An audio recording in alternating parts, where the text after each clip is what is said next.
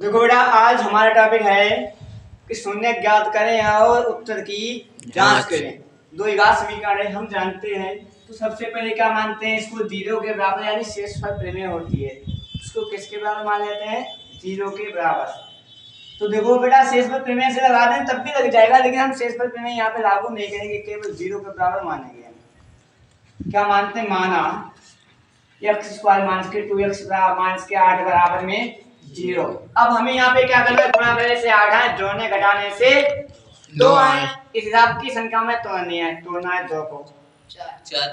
4 दूनी 8, तो 2 का 8, 4 दूनी 8, 4 में से 2 गए 2 गए, यानी घटाने से लाना था हमें। एक्स स्क्वायर माइनस के 4 माइनस के 2 और एक्स क्यों मैंने इसी को तो लिखा, किसको 4 को लिखा है मैंने।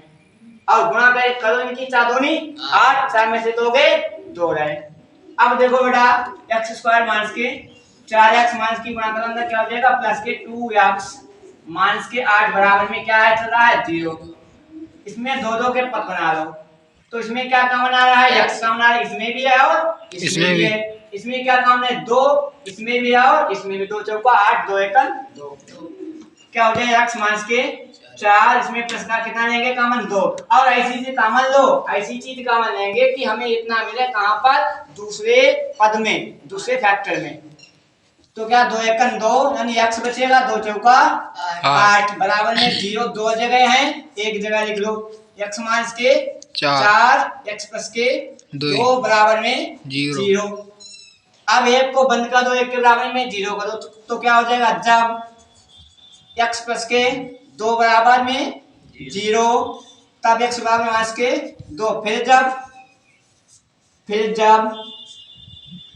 x माइनस के 4 बराबर में 0 तब x बराबर 4। अब उत्तर की जांच करो, उत्तर की जांच। इसको क्या मान लो, मूल को अल्फा, इसको क्या मान लो बीटा। उत्तर की जांच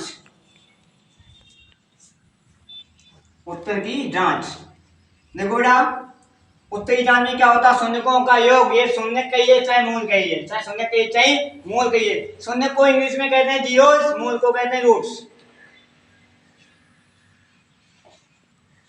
तो क्या होता, यानी अल्फा प्लस के बीटा का क्या होता है, माइनस के x का गुणांक बटे x स्क्वायर का गुणांक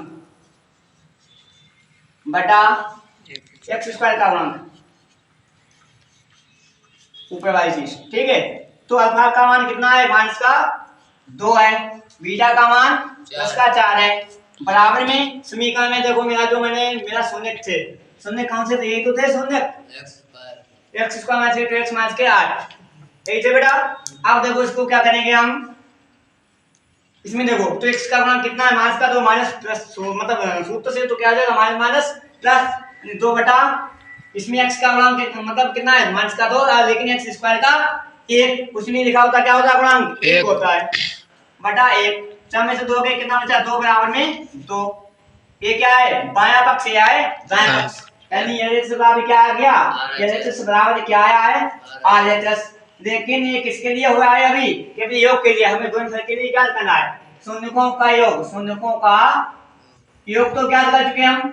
अब हमें क्या ज्ञात करना है, शून्यकों का गुणनफल मतलब शून्यकों का गुणनफल, या क्या कर सकते हैं अल्फा इंटू बीटा, या शून्यकों का गुणनफल अल्फा इंटू बीटा बराबर अचर पर बटा x स्क्वायर का गुणांक।